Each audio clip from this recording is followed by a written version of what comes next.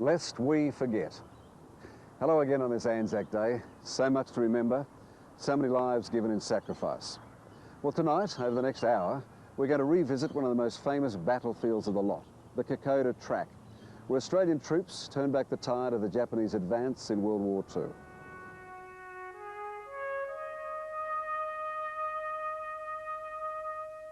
It was a victory against all the odds. The Australians outgunned and outnumbered 6-1. Most were still in their teens, war recruits, and this is where they had to confront the battle-hardened Japanese. A steep and tortuous trail running for 100 kilometres through the steaming jungle of New Guinea's highlands.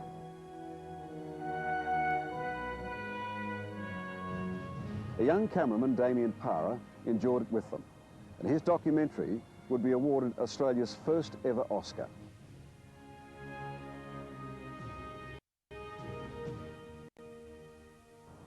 Well, more than half a century later, the Kokoda Trail is still a test of endurance and a test of character. Tonight we join a former Army officer and a group of high-profile Australians as they take on that challenge. And for some, it's an intensely personal pilgrimage.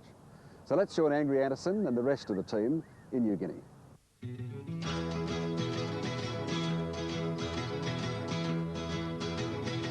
Welcome to Papua New Guinea, everybody. The weather conditions, you can expect a bit of everything, a bit of rain, a bit of sunshine, a bit of heat, a bit of cold, a bit of humidity.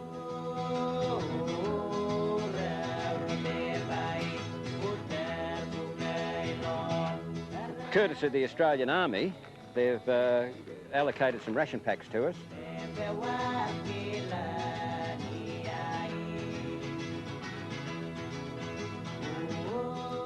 This is roast chicken and vegetables.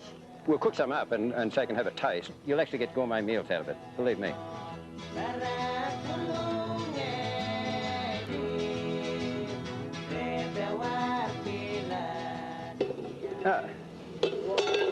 Yeah, so that's, maybe you'd like to have a hand of that around, but that's just the...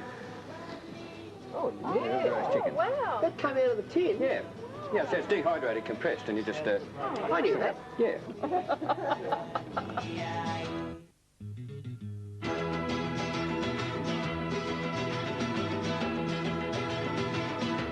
I'm not getting out there tomorrow and expecting that and ending up with something that looks like something out of Jenny Craig.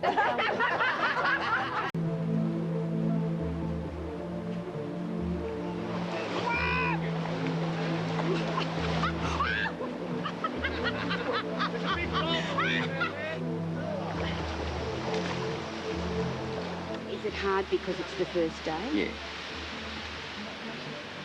Why don't I believe anything that you say? I don't think You've that's just got good. to learn to trust people more, mate. Oh, yeah, mate.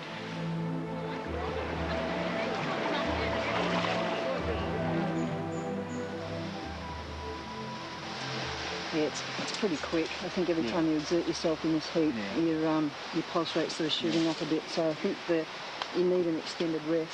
Kilo Tango Charlie calling Moresby, over. Kilo Tango Charlie, good afternoon to you. Please come in.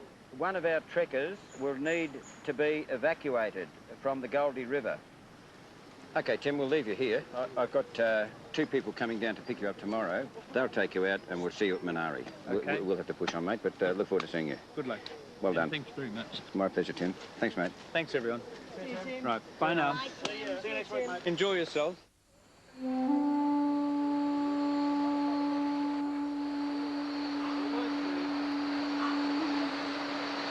Welcome home. Thanks. You got any idea where my tent is? We've got to reassess now because it's taken 22 hours to get in. I'll be looking at a shorter day tomorrow and sending forward for some porters to get some more porterage assistance. Oh, I felt good. But it was hard. Got scared at the end. It's weird. In the dark and in the water? No, not... I think because it seemed to go on and on and on forever and no one knew, or seemingly, where we were going, you know. And there were people behind us who were a bit, you know, feeling a bit sick and stuff, so... I got here, but I'm just absolutely exhausted. I've never been more tired in my life. and I'm not enjoying it. At the moment, I'm hoping it'll get better. I'm really tired.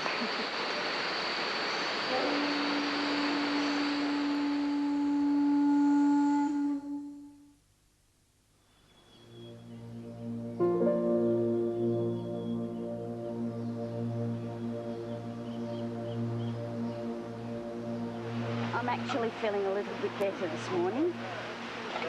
I'm going to try and have a wash. Something else. Oh yes, go to the toilet. And I'm not carrying my pack today. And if that is all right with everybody, I may make it through the day. However, I have lost my towel.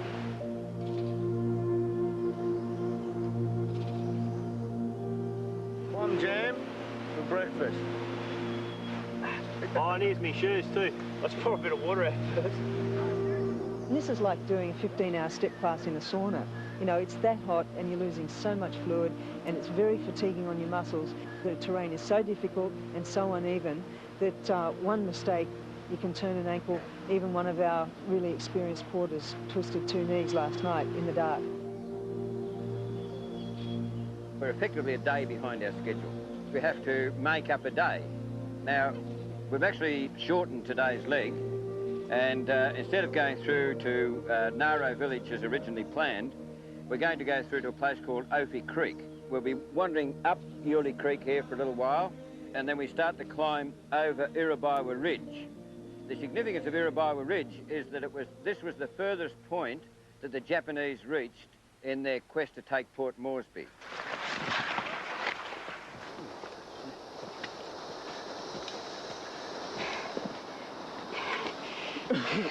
Finding it a bit easy without the pack? Well, I had the pack for halfway up. I've just ditched it. And poor Charlie's taking it. Yeah, I think it would have been easier if I'd started without it, but anyway, I've got to learn the lesson. Whew.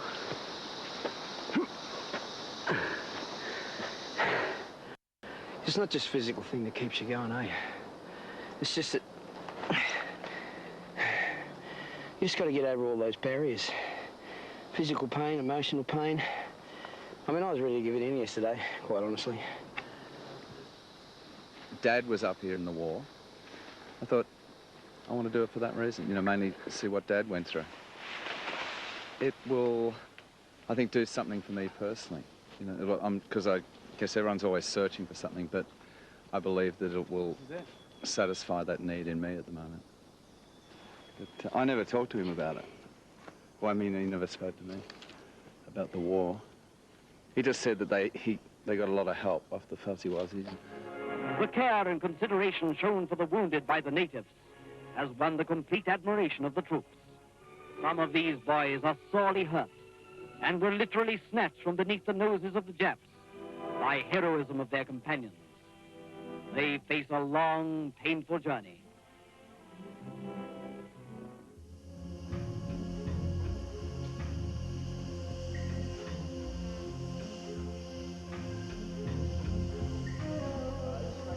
I've got more fungus on my feet than I've ever had in my fridge.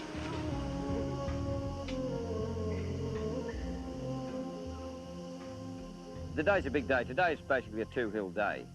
What we've had the last 2 days have been 1-hill days, and we're crossing now the Maguli Range, around about 1,400 metres. It's a monster, a mother. It will be an absolute arse-buster of a day.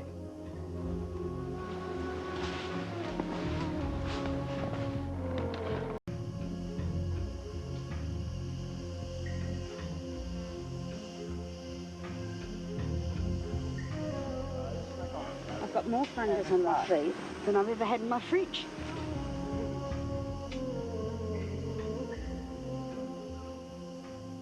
Today's a big day. Today's basically a 2-hill day. What we've had the last 2 days have been 1-hill days, and we're crossing now the Maguli Range, around about 1,400 metres. It's a monster, a mother. It will be an absolute arse-buster of a day.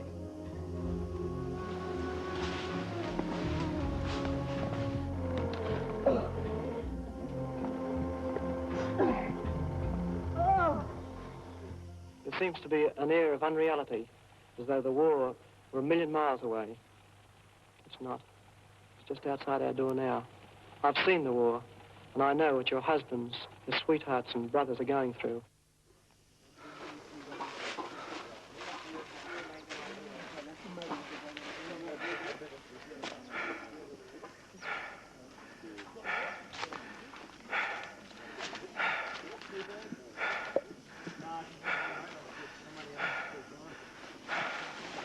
Any shade. This is happening less than 300 miles from Australia's coastline, half the distance from Sydney to Melbourne. Men are sweating, suffering, dying in that jungle, so that it cannot happen here.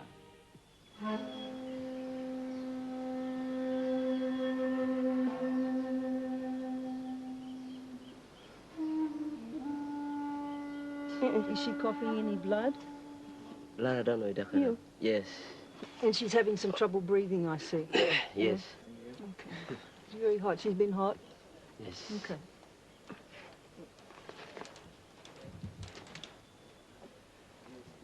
Okay. Would you ask her to take some breaths in Oi, and out? Very And then? She has an infection in her lungs. A lot of our porters come from this village, and some of them pointed out to us that there was a woman here who was very ill, and it would appear that she has a fairly severe pneumonia, which is going unchecked. The best place for her is in hospital, and we're trying to arrange an evacuation for her. According to our doctor, she needs to be evacuated back to the Port Moresby Hospital for treatment, over. Well, surely we can just pay for a plane and a we'll the hospital, because because there's no way knowing they can pay for it. Well, if we hadn't come by, and indeed if we don't get an evacuation, she could well die from this. Oh, never mind.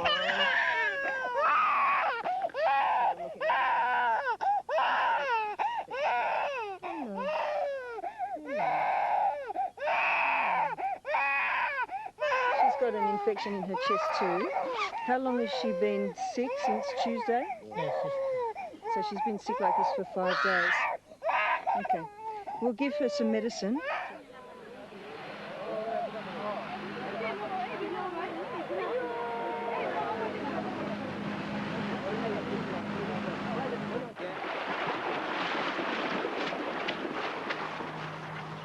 If you would like your wife and baby to go to the hospital in Port Moresby for a checkup with the doctors there, they can take her.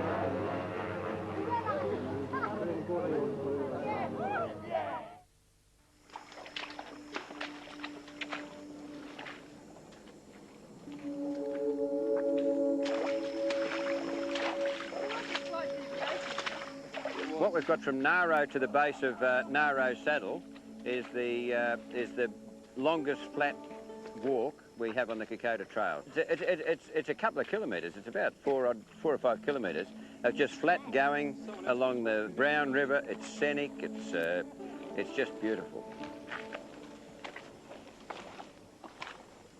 But it's really nice. I mean, it goes fairly quickly because people tend to really enjoy it.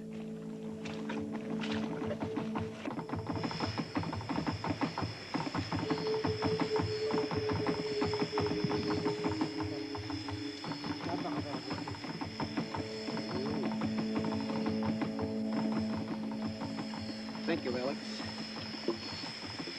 Again. Thank you always. Got my hand like it's about to break, but it doesn't matter. He's holding me very firmly. He's a sensational partner. We there? Yeah. Yay! Pig suey. Thank you very much. You're welcome. Thank you.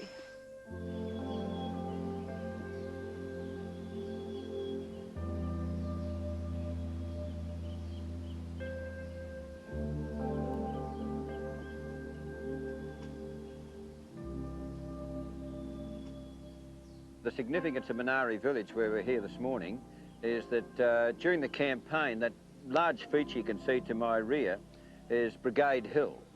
And that's where the most significant battle of the entire campaign took place, when a force of 6,000 Japanese assaulted an Australian force of 1,000 Australian soldiers in the 21st Brigade on the 8th of September 1942. Look, yesterday's effort was fantastic. It was a great effort from everybody. Unfortunately, we've had to suffer a couple of casualties. One of our porters has gone down with malaria. We've got 2 of them have got leg problems. I've recruited 6 extra porters. Well, I've run out of crepe bandages for the porters with their knees because with the night trekking, a lot of them don't have torches and they're falling, stumbling. Shelley's now sprained both ankles on several occasions and she's struggling a bit. One of our cameramen has a twisted knee. She's struggling a bit. One of our cameramen has a twisted knee. I guess the list just sort of goes on.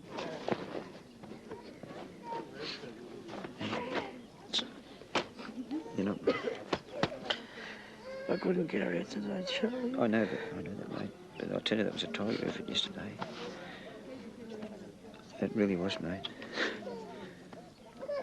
I just want you to know I'm proud of you, Henry. I'll kill you down. No, you haven't.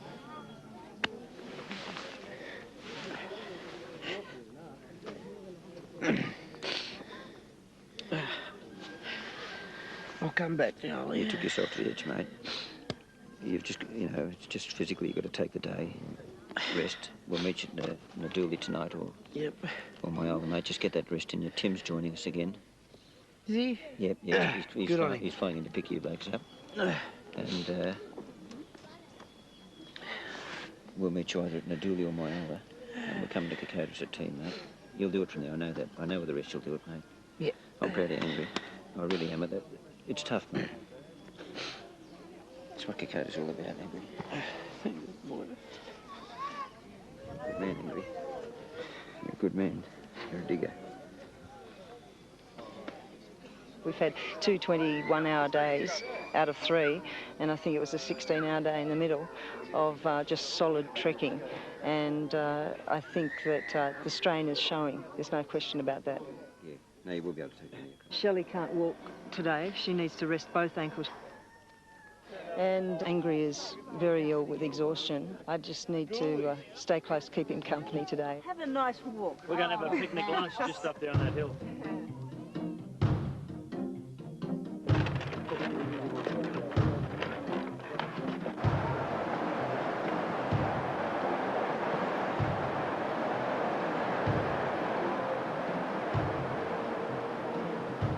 The biggest impact it's had on me has been that it's unrelenting.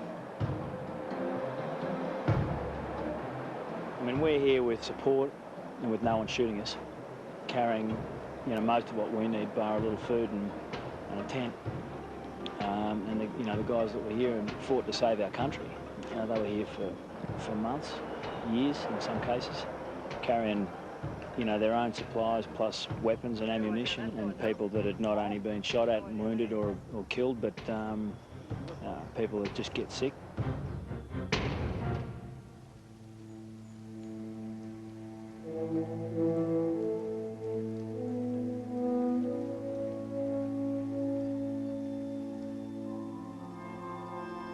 This location where we're at now is the rear of the Brigade Hill position, which was the site of the biggest battle fought during the entire Kokoda campaign. But 1,000 Australian troops were the only thing that stood between the Japanese and their objective of capturing Port Moresby. There were 6,000 Japanese planned to attack this feature. The landowner is Siyosi Leomi here. According to Siyosi, when he was 15 years of age, there was a big battle here. And after the Japanese forced the Australians off the feature, there were many Australian bodies which they helped to bury. And he marked each of the grave sites here with these little sticks and red pieces of cloth, each one of them signifying a grave site.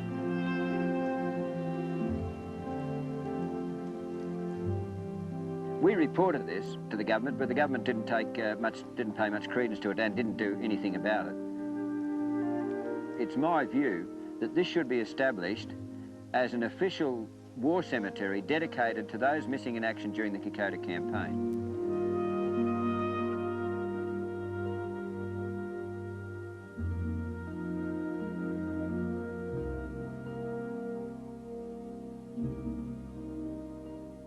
There's a fellow by the name of Sapperbert Beros who was carried out by the Fuzzy Wuzzy Angels on a stretcher, and he wrote a number of poems, and one he wrote was called WX Unknown. They say he came from a western state, though to us he was unknown. For WX was marked on his hat, the rest a mortar had blown. So we buried him there in the mountain spur where the trees are draped in moss, and we thought of a mother, no news for her of that irreplaceable loss. Quite a lad he looked with his snowy hair as we laid him down in the clay. The Padre's voice was low and clear. None others had words to say. We know a mother will watch and wait for a letter that'll never be wrote. So we marked his grave with his western state, the only thing we could note. And back home a mother dreams of a growing little boy, how she would listen to his childhood schemes and his first words caused her joy. And as he'd off to school and game, he'd wave to her goodbye, just as he did when the great call came and the hot tears hurt her eye. Perhaps she'll learn in some unknown way of that rugged little cross, the remains of a hero beneath it lay, where the trees are draped in moss.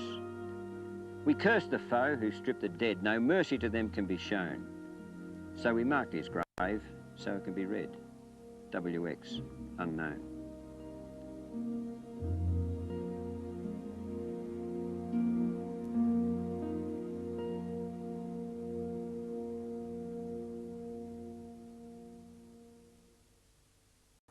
Well, the Kokoda Challenge is taking quite a toll on our band of trekkers, but in sharing the hardships, they've also become quite a team. And those who have been pulled out for medical reasons are determined to rejoin their mates and make it to the finish.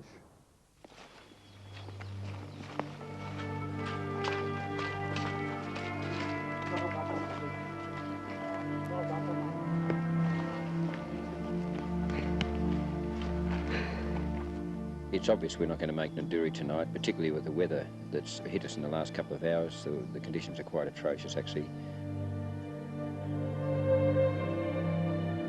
We're not going to be able to go on tonight. We're going to have to stay in the village here.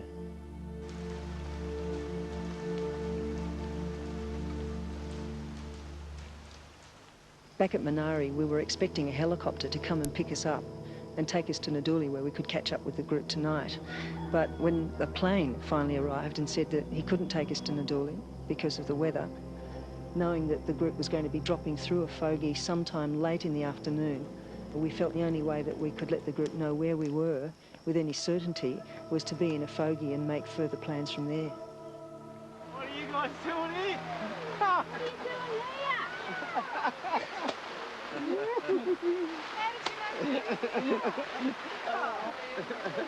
Hi. Hi. They wanted to take us to Moresby and we said, no deal, we'll stop off here.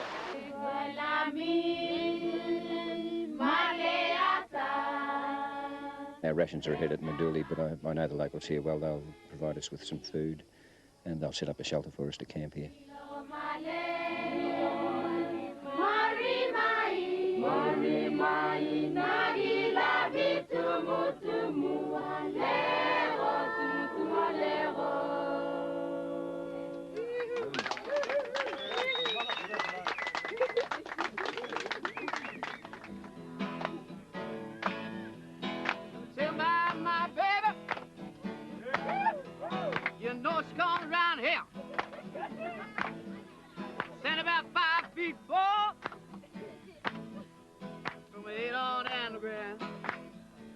I suppose the lasting impression that will be with me for, gosh, ever, will be the people that we met. The people who were just warm and loving, no questions asked. You know, we came into their village and they just opened up, they fed us. If we needed anything, they were there for us.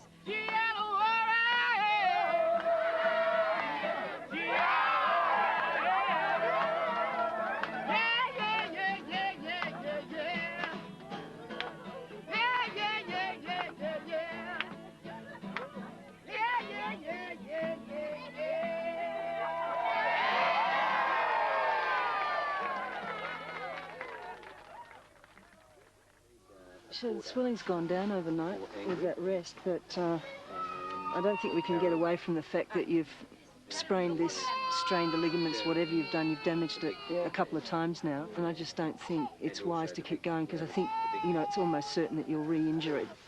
Yeah, you're probably right. You're probably right. It's hurting, they're both hurting pretty bad. Yeah. So, you know, can we do a deal? What's that? Can I come back in a couple of days? Well, can you go to the hospital in Moresby and have them x-rayed and assessed there and just see how you feel in a couple of days' time? Charlie, why are you bothering? You've got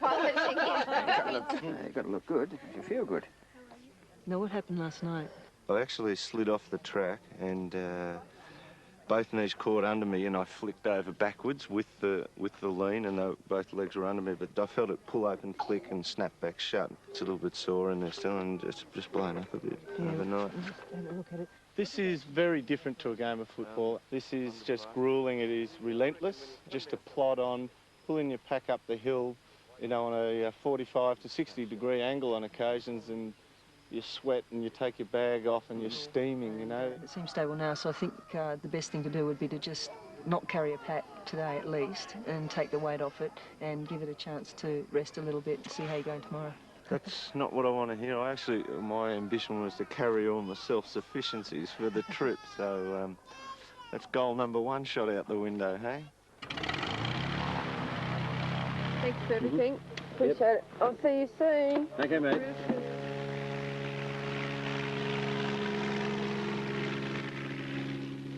This is the bayonet that was recovered from the graves that we found, and with the shilling coins and florin coins and so forth. And here are boots with bones still in them. Extraordinary, isn't it? This one path, that's only kind of 2 metres wide at the most, is the only time that Australia's really been under serious threat. Never happened before in our military history, and this, remember, was Australian mandated territory. I mean, we were invaded, and those diggers absorbed everything that the Japanese could throw at them. You know, from the first time they encountered the Japanese, Colonel Owen at Kokoda at the plateau was right at the front line throwing hand grenades when he was shot and killed by the Japanese. The Australians always led from the front.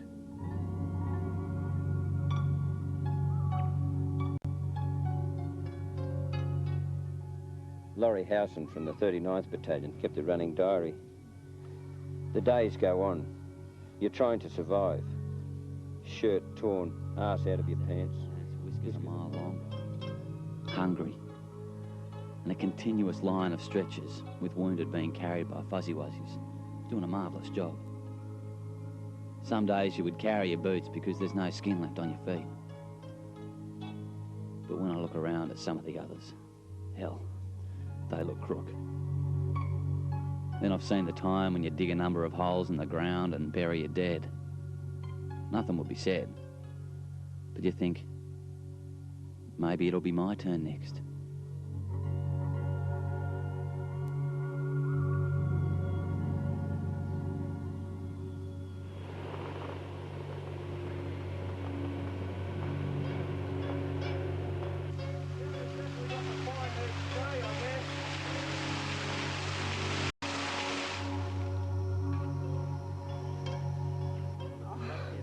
Is this really the top? Or is this just an illusion? Way through.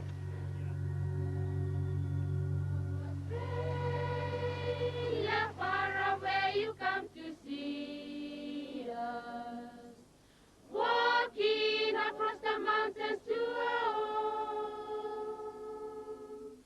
We are gazing today to every witness, and now we are glad to see. I would like to introduce Avuru to the group because Avuru is an original Fuzzy Wuzzy angel.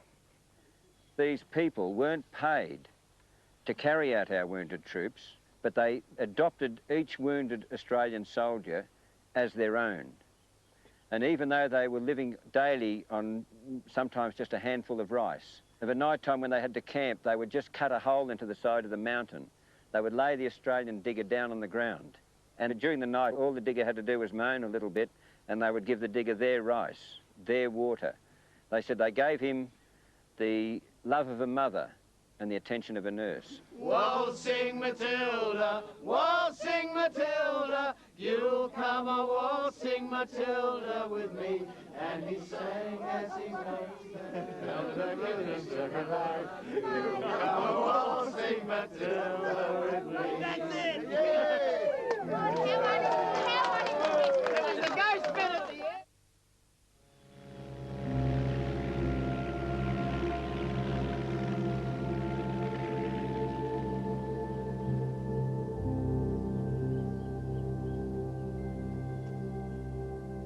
You heard the plane come in at 6 o'clock this morning. Tim's got a clearance from the doctor and he's rejoining us. Welcome back, Tim. And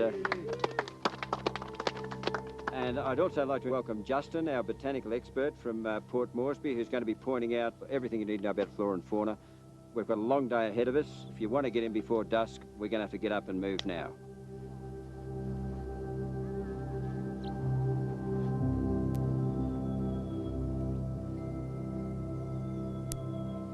Already doing jokes. He wants to walk in front of me, sick of the back of me, he said.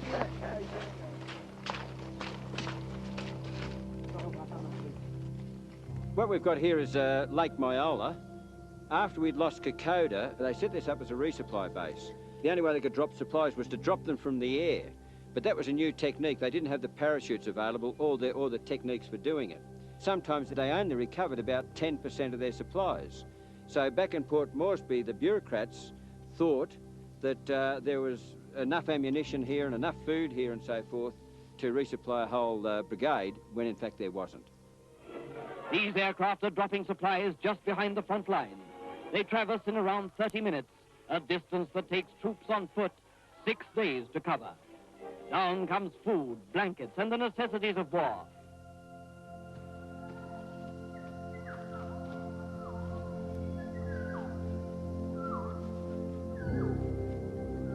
Perhaps you'd like to carry this, he said. Who said that to you? Donald, my porter. I'm carrying for Donald now.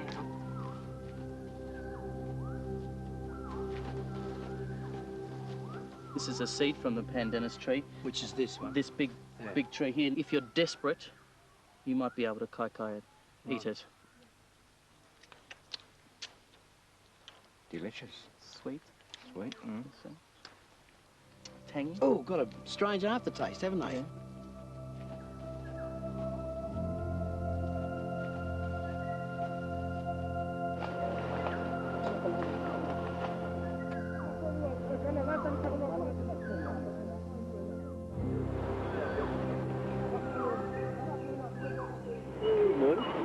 Alex, if I was doing this for another week and a half, which I know you'd just love to be doing another week with me, I'd be so organised because I'm getting better. I can see you're impressed. Here we go. My very special pillow.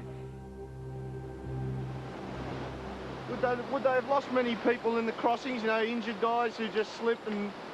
I reckon they did, Derm, because a lot of, when you read, a lot of them that were missing in action, you know, were making their own way back by themselves. They refused help, and they were never found. They went missing. This is probably the most rugged part of the trail.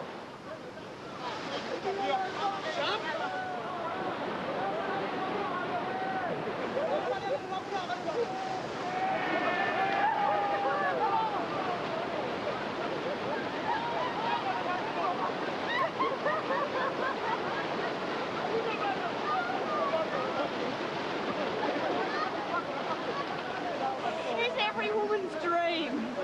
We carried over a raging river by about 100 black men. Oh, it's been worth it just for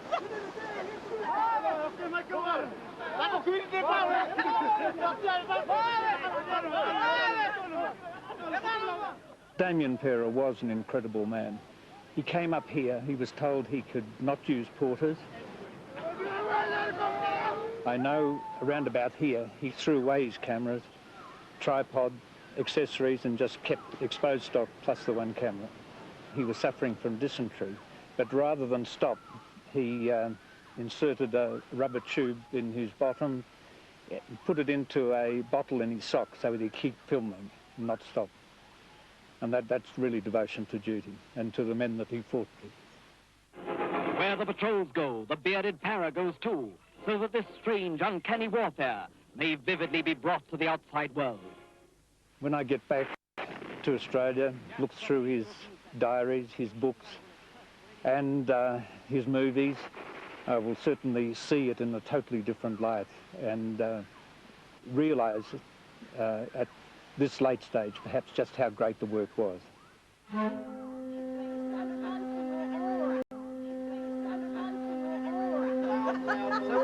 Where are we now, like today, right this second? Well, we're at Templeton's Crossing, which is right here. Yeah, yeah. We're on the downhill. We went over Mount Bellamy yesterday. You remember... we went over that yesterday. Yeah, over that yesterday. We were at Naduri. Where did we camp? Before that, like from a phone. In the Templeton's River crossing campaign, the Australians discovered the first instances of cannibalism amongst the Japanese. And the Japanese were so desperate, they were living on almost a handful of rice a day. So as a Japanese soldier was killed, they removed large amounts of flesh from his body and ate them. They also found instances of cannibalism against Australian soldiers who'd been killed and had flesh removed from their bodies. So it was a gruesome campaign through here.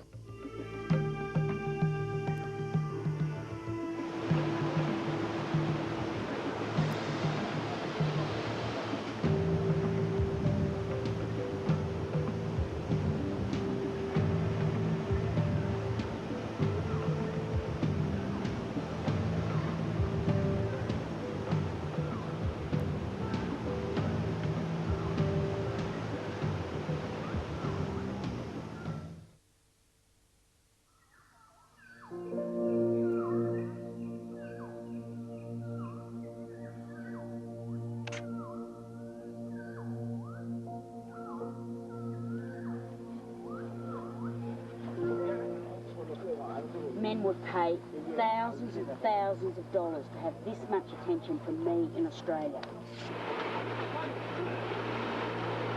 Shall we go?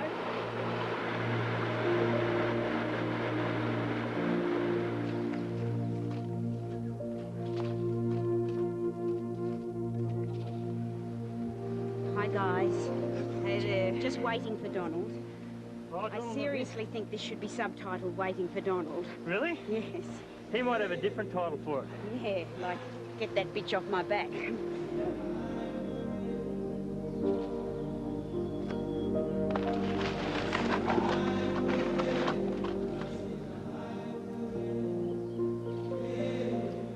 Baby cake, now where have you been? Sorry. What is it about me that every time I say I'm going, you walk in the opposite direction? You're starting to be like my children.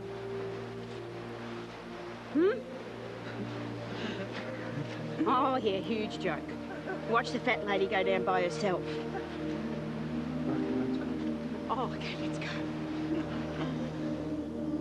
Is it easier to walk barefooted or in boots? Well, this is Isurava. This is Australia's Alamo. There were 450 young Australian troops here, and they were all that stood between the Japanese and Port Moresby at that particular stage. They fought for about 2 days, constantly, night and day, without food, low on ammunition, but the thought of withdrawal didn't enter their minds.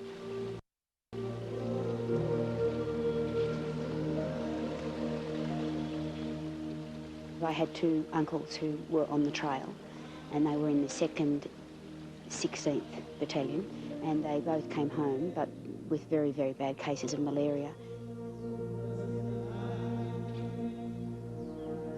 I thought I was mentally tough before I came here. Don't I look mentally tough?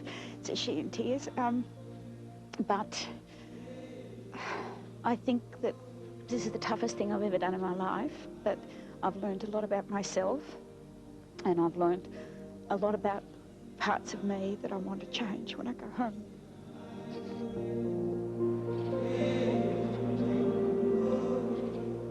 We couldn't have done it without the help of the New Guinea people, and I couldn't have done it without Donald.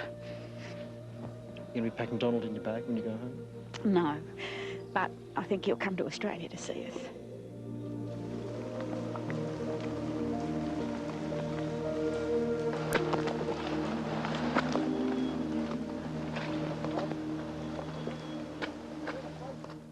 Okay, this is the final phase of our assault onto Kokoda. We've got a couple of walking wounded, a couple of lying wounded and so forth, but we're going to make it as a team that we started off with about 8.5 days. Welcome back to Shelley. Yeah.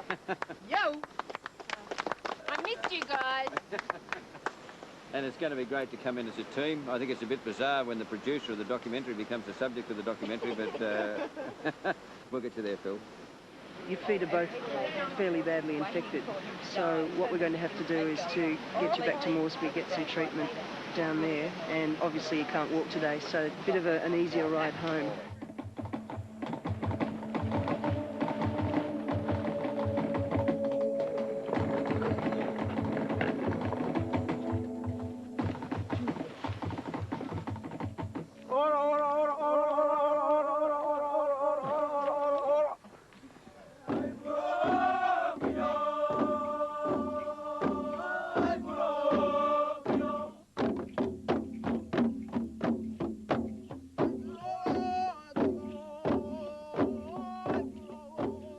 On behalf of my people of Kokoda, I welcome you all. It's a very humbling experience to come off the Kokoda Trail after battling all of the elements of Kokoda, but being supported by members of the Kiari people and members of the Orokovian people. I feel that we are reaffirming a friendship that was established during the horrors of the Second World War during the Kokoda campaign.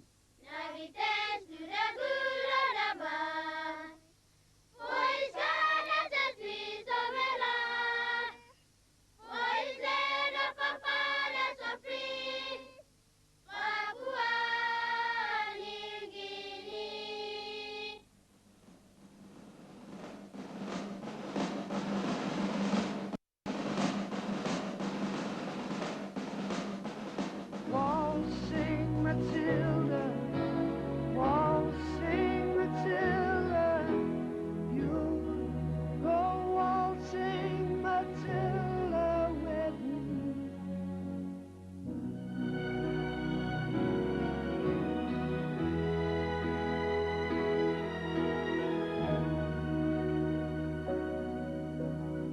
Good night, Matilda.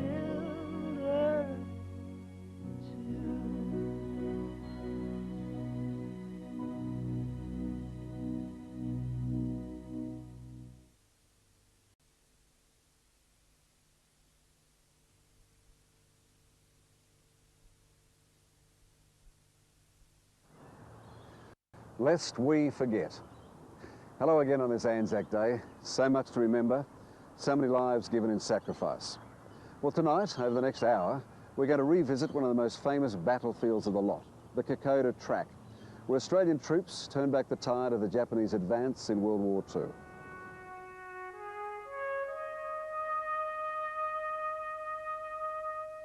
It was a victory against all the odds. The Australians outgunned and outnumbered 6-1. Most were still in their teens, raw recruits, and this is where they had to confront the battle-hardened Japanese. A steep and tortuous trail running for 100 kilometres through the steaming jungle of New Guinea's highlands.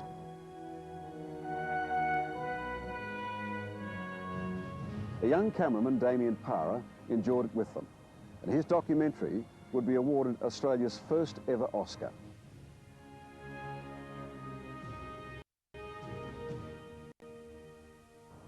Well, more than half a century later, the Kokoda Track is still a test of endurance and a test of character. Tonight we join a former Army officer and a group of high-profile Australians as they take on that challenge. And for some, it's an intensely personal pilgrimage. So let's join Angry Anderson and the rest of the team in New Guinea.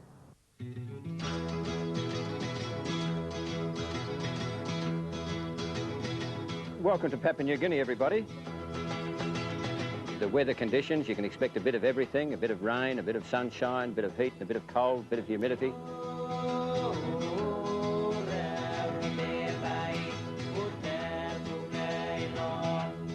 Courtesy of the Australian Army, they've allocated some ration packs to us.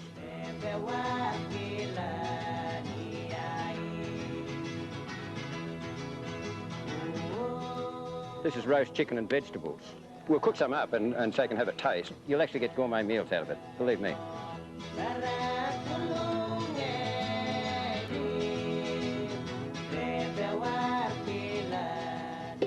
Ah. Yeah, so that's, maybe you'd like to have a hand of that around, but that's just the... Oh, the roast chicken. Wow. That came out of the tin? Yeah. Yeah, so it's dehydrated, compressed, and you just... I knew that. Yeah.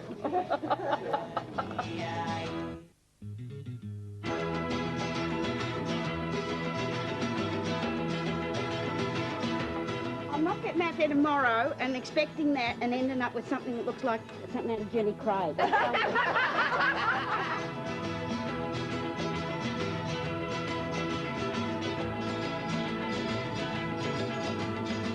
Will I be able to invite you over to Grant and my tent? I'll bring the Chardonnay. Yeah, you bring the Chardonnay and I'll do the cooking.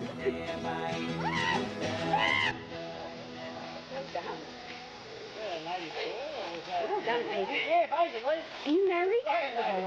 Oh, interesting.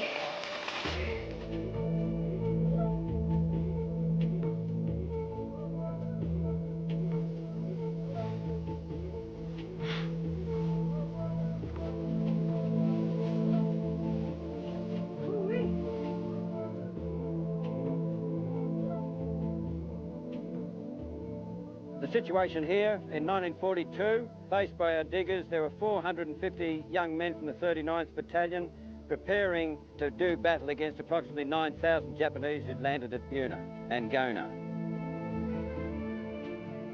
The average age of that Australian battalion was 18 and a half.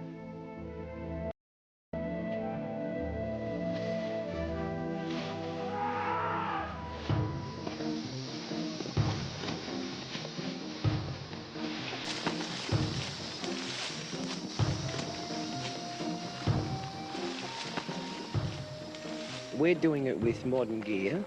We've got hiking boots, we've got light synthetic clothing made for hiking.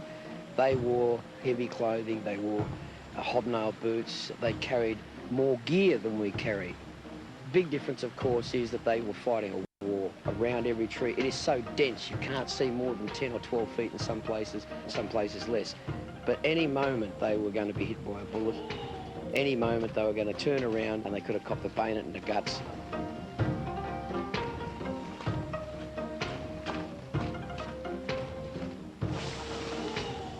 Damien Pera was my uncle. He was also Australia's most celebrated war cameraman in World War II and best known for his work on the Kokoda Trail. I saw militiamen fighting over there, fighting under extremely difficult conditions, and alongside the AIF, and they acquitted themselves magnificently. G'day, Tim. Hey, how are you? We're sweating a lot. Yeah, I know. We all are. Now, have you got I any feel pain? lightheaded. No, no Just pain. lightheadedness? Yeah. Okay. I feel like I want to go to sleep. Well, just lift your feet up and before the gear gets here, Yeah. and just see if we can get your blood pressure up a bit. Takes you someone else. Behind your head, mate. Dermot, if you can hang on to Tim's legs for me. Sure. And I'll Yep. get some water. I think what we're seeing here is obviously overexertion and a bit of heat stroke. Tomorrow gets tough, really tough, and... Something amiss? What's your tune? In what way? Well, we've got this afternoon we've got a very steep climb up the Emitter Ridge, and then we go down, we go across Yulee Creek for about, a couple of hours. But then tomorrow we've got Isurava Ridge. There are 3 fairly severe peaks on Isurava Ridge. And then we go down to Aofi Creek, and then there's a hell of a climb out of Aofi Creek over the Magooly Range, which can take us, 4 or 5 hours. What the next hour brings, yeah. but I think the best option would be probably camp, and then if he went back and recovered, maybe he could then fly in and at a fogey and meet us here and join us here.